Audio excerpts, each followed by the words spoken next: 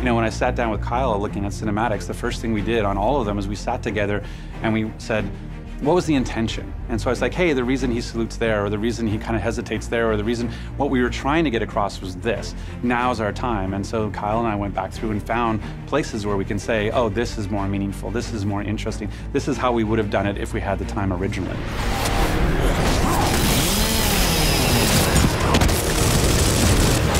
You know, our first step in the process was to sit down and watch everything and get Rod's feedback on it and really kind of focus on those key moments that he wanted to really, you know, nail. So what we wanted to do was work on Rom's execution of Min. There's a lot that went into that moment and trying to make you hate Rom, show his power, and then transition the power within the squad to Marcus. On all the cinematics for this Gears game, we kind of had already a template in place from the original. We tried to punch up some of the sequences, and storyboarding was kind of integral to that, kind of figuring out what we wanted to play up, when we wanted to kind of keep the same.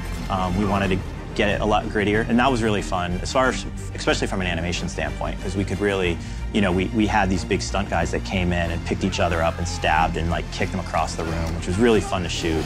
The animators had a great time working on that as well. The death of Min was really challenging. Whenever we get an effects shot, we just want to go in and blow the person apart.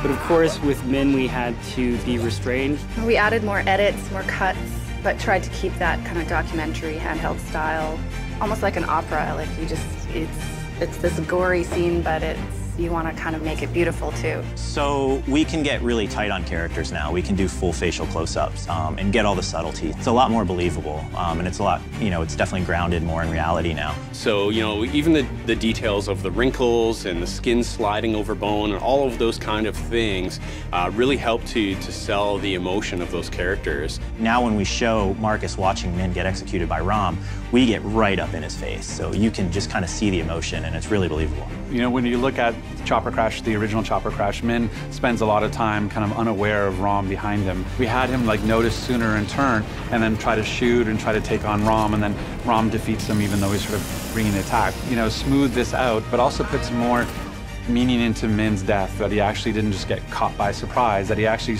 saw the threat and attempted taking it head on, but still to no avail.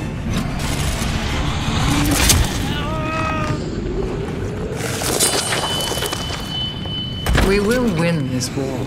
It's only a matter of time.